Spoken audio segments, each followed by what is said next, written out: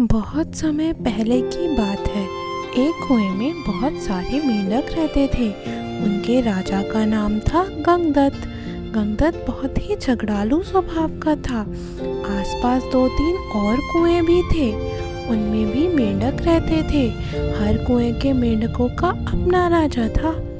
हर राजा से किसी न किसी बात पर गंगदत्त का झगड़ा चलता ही रहता था। वह अपनी मूर्खता से कोई गलत काम करने लगता और बुद्धिमान मेंढक रोकने की कोशिश करते तो मौका मिलते ही उन्हें अपने पाले गुंडों मेंढकों से पिटवा देता था। कुएं के मेंढकों में भीतर ही भीतर गंगदत्त के प्रति रोष बढ़ता ही जा रहा था। घर में भी झगड़ों से चैन नहीं था। अपनी मेंढकी को वह अपनी हर मुसीबत के लिए दोष देता था। एक दिन गंगदत्त पड़ोसी मेंढक राजा से खूब झगड़ा, खूब तू मैं हुई। गंगदत्त ने अपने कुएं में आकर बताया कि पड़ोसी राजा ने उसका अपमान किया है। अपमान का बदला लेने के लिए उसने अपने मेंढकों को आदेश दिया कि पड़ोसी कुएं पर हमला करें। सब जानते थे कि झगड़ा गंगदत्त ने ही शुरू किया होगा। कुछ सियाने मेंढकों और बुद्धिमानों ने एकजुट होकर एक स्वर में कहा, राजन, पड़ोसी कुएं में हमसे 2 गुने मेंढक हैं। वे स्वस्थ व हमसे अधिक ताकतवर हैं। हम यह लड़ाई नहीं लड़ेंगे। गंगदत्त सन्न रह गया और बुरी तरह तिलमिला गया। मन ही मन में उसने ठान ली कि इन गद्दारों को भी सबक सिखाना होगा। गंगदत्त ने अपने बेटों को बुलाकर भड़काया, बेटा, पड़ोसी राजा ने तुम्हारे पिताश्री का घोर अपमान किया है। जाओ, पड़ोसी राजा के बेटों की ऐसी पिटाई करो कि वे पानी मांगने लग जाएं। गंगदत्त के बेटे एक दूसरे का मुंह देखने लगे। आखिर बड़े बेटे ने कहा, पिताश्री, आपने कभी हमें टर्राने की इजाज़त नहीं दी। टर्राने से ही तो मेंढकों में बल आता है, हौसला आता है और जोश आता है। आप ही बताइए कि बिना हौसले और जोश के हम किसी की क्या पिटाई कर पाएंगे।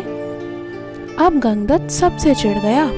एक दिन वह कुड़ता और बड़बड़ाता कुएं से बाहर निकल इधर उधर घूमने लगा। उसे एक भयंकर नाग पास ही बने अपने बिल में घुसता नजर आया। उसकी आंखें चमकी। जब अपने दुश्मन बन गए हों तो दुश्मनों को अपना बनाना चाहिए।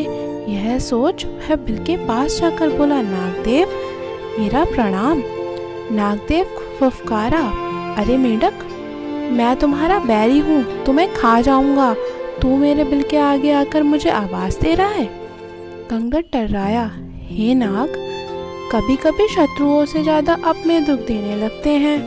मेरा अपनी जाति वालों और सगों ने इतना घोर अपमान किया है कि उन्हें सबक सिखाने के लिए मुझे तुम जैसे शत्रु के पास सहायता मांगने आना पड़ा है। तुम मेरी दोस्ती स्वीकार करो और मज़े करो। नाग ने बिल से अपना सिर बाहर निकाला और बोला, मज़े? कैसे मज़े? गंगदत्त ने कहा, मैं तुम्हें इतने मेंढक खिलाऊंगा कि तुम मुटाते मुटाते अजगर बन जाओगे।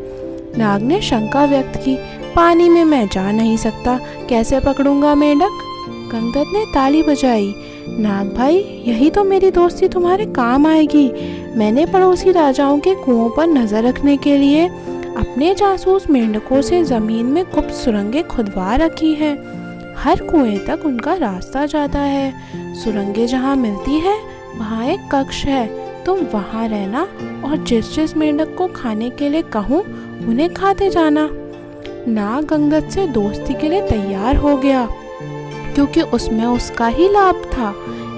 एक मूर्ख बदले की भावना में अंधा होकर अपनों को दुश्मन के पेट के हवाले करने को तैयार हो तो दुश्मन क्यों न इसका लाभ उठाए।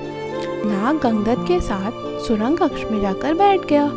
गंगदत्त ने पहले सारे पड़ोसी मेंढक राजाओं और उनकी प्रजाओं को खाने के लिए कहा। नाग कुछ ही सप्ताहों में दूसरे सारे कुओं के मेंढक सुरंगों के रास्ते जा जाकर खा गया। जब सब समाप्त हो गए तो नाग गंगदत्त से बोला, अब किसे खाऊं, जल्दी बता। 24 घंटे पेट फुल रहने की आदत पड़ गई है। गंगदत्त ने कहा, अब मेरे कुएं के सभी सियाने और बुद्धिमान मेंढकों को खाओ। वह खाए जा चुके तो प्रजा की बारी आई। गंगदत्त ने सोचा, प्रजा की ऐसी की तैसी हर समय कुछ न कुछ शिकायत करती रहती है। उनको खाने के बाद नाग ने खाना मांगा तो गंगदत्त बोला, नाग मित्र, अब केवल मेरा कुनबा और मेरे मित्र बचे हैं, खेल खत्म और मेंढक खत्म। नाग ने फन फैलाया और फुफकारने लगा, मेंढक मैं अब कहीं नहीं जाने का, तू खाने का इंतजाम कर वरना। गंगदत्त की बोलती बंद हो गई।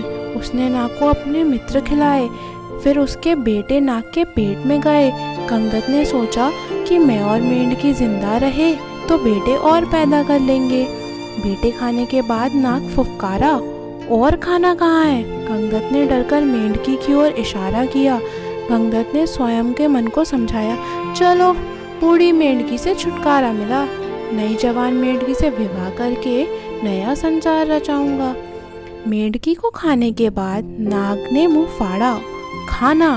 गंगदत्त ने हाथ जोड़े, अब तो केवल मैं बचा हूँ, तुम्हारा दोस्त गंगदत्त, अब लौट जाओ। नाग बोला, तू ही कौन सा मेरा मामा लगता है, और उसे हड़प गया। प्यारे दर्शकों, इस कहानी से हमें यह सीख मिलती है कि अपनों से बदला लेने के लिए जो शत्रुओं के हाथ मिलाता है वह हमेशा नष्ट ही हो जाता है। इसलिए हमेशा अपने और अपने परिवार पर भरोसा करना चाहिए। हमेशा जीवन में ये ध्यान रखें कि अपना अपना ही होता है और पराया पराया। अगर आपको ये कहानी अच्छी लगी तो इस वीडियो को लाइक कीजिए और मेरे चैनल को सब्सक्राइब कीजिए। Thank you very much.